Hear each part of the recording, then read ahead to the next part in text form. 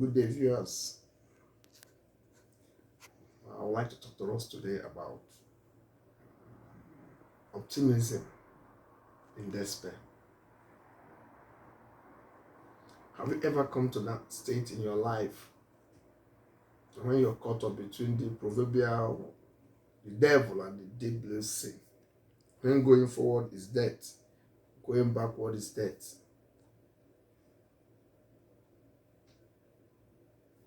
Have you ever, you know, find yourself in the midst of despondency, hopelessness, helplessness? You look as if all hope is gone. This message is for people like that.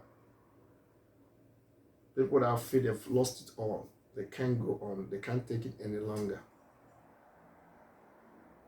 And suddenly, from nowhere, you see adrenaline, you see energy, you see inner peace, you see strength come from nowhere, where you didn't just expect. You feel like you see yourself as a failure, as hopeless, as wounded, as injured, as lost, you know. Suddenly, when you feel like there's nothing you can do, now let me just end it. This message is for you.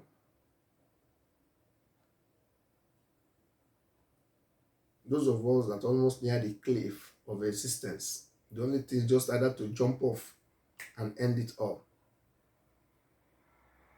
Forgetting that we could as well, have a grip on that last, rock, that last object, that last entity, that last hope, and see if we can come back to reality, to reasonability, to success. This message is for you.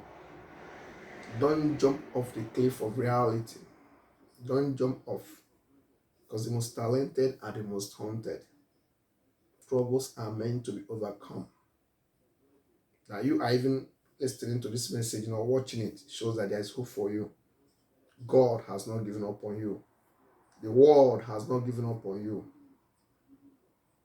Look as if friends must have deserted you, families betrayed you, nobody believes in you, nobody wants you. You're deemed a failure. They think you're nobody, you're no good, They call you foolish, stupid, They call you ugly, they call you fat, obese, they call you different things. But the most important is not what the world has called you, it's what you call yourself. It's not how far the world has betrayed you. The most important is your ability, how well you've learned to trust yourself. It's not how many times you've been rejected. It's all about, how many times you choose to really accept yourself. It's not about how many times you've been frustrated. It's all about how many times you choose to personally comfort yourself.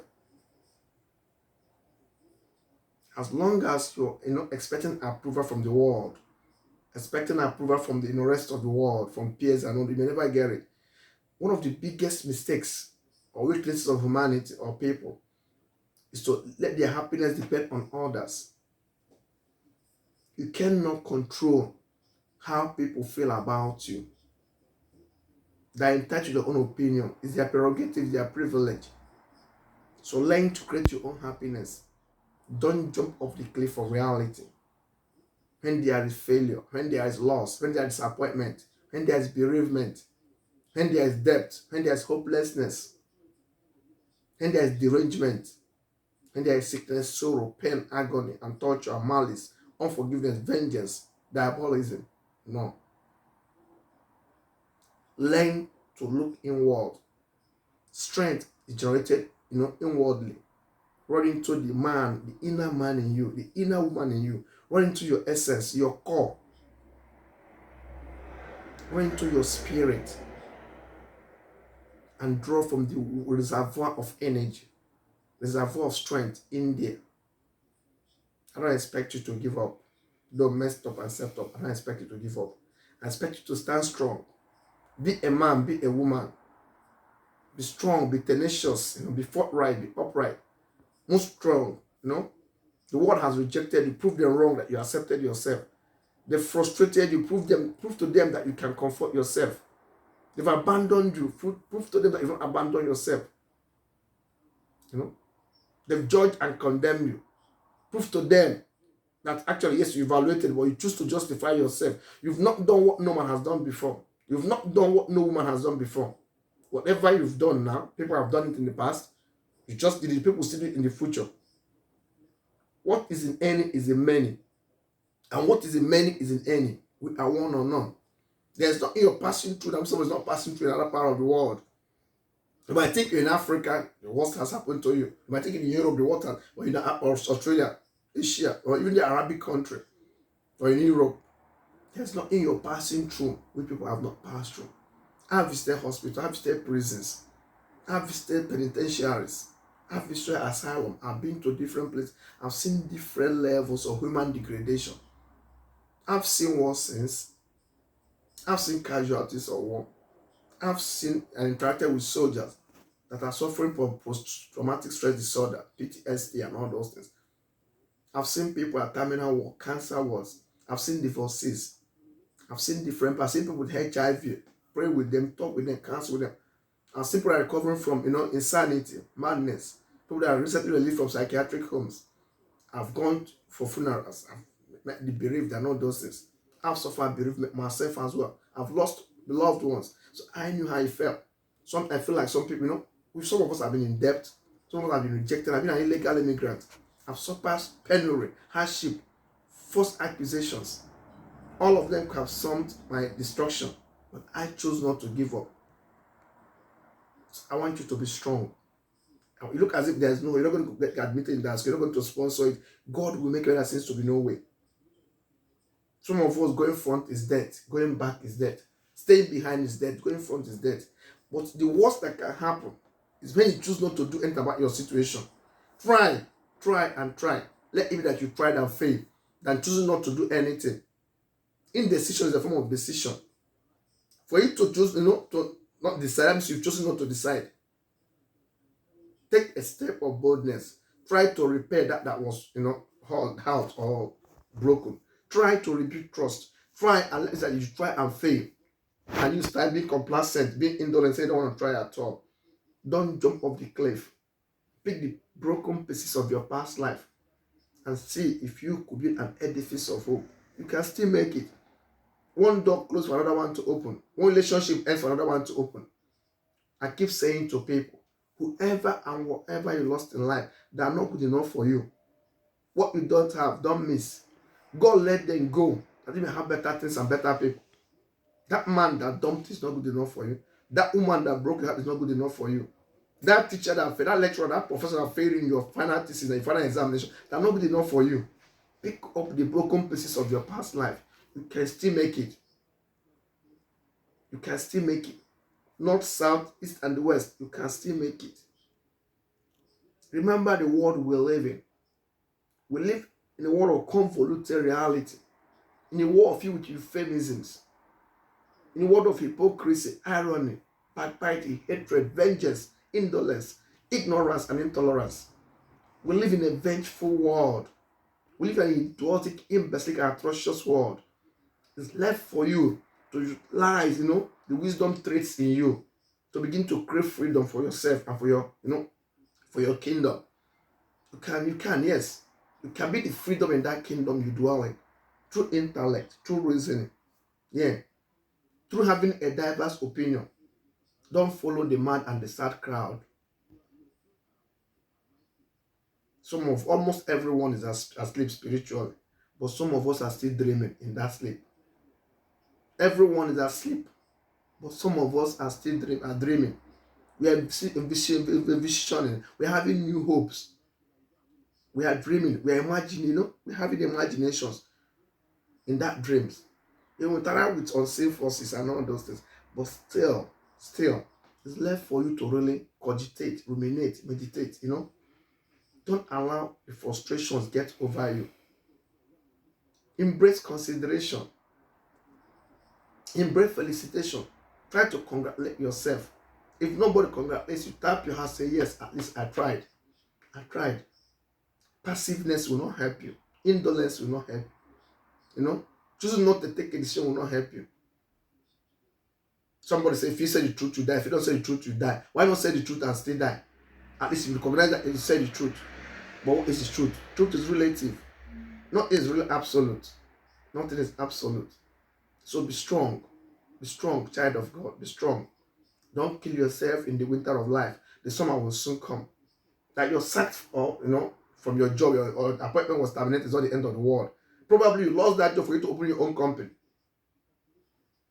And they didn't admit you in the school doesn't mean that the world has ended. God wants to have an extra year to prepare well to make it. That marriage failed doesn't define you. You're not defined by your failures.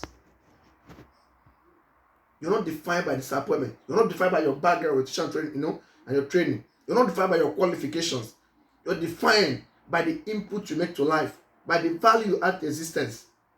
Even in imprisonment, people are writing bestsellers from custody. People are doing things. Some people even actually get their inspiration when they're in bondage, when they're in bereavement, when they're in loss. If this didn't happen, you don't want to have happened. Clean yourself or pick up the broken piece of your past life. Move on. Dust yourself. It's not over. Even for people in coma, there's still hope for them. They might still come back. People in acute stroke unit, there's still hope for them. People that are having terminal cancer, there's still hope for them. Miracles exist. Miracles do overcome obstacles. Fame do overcome shame.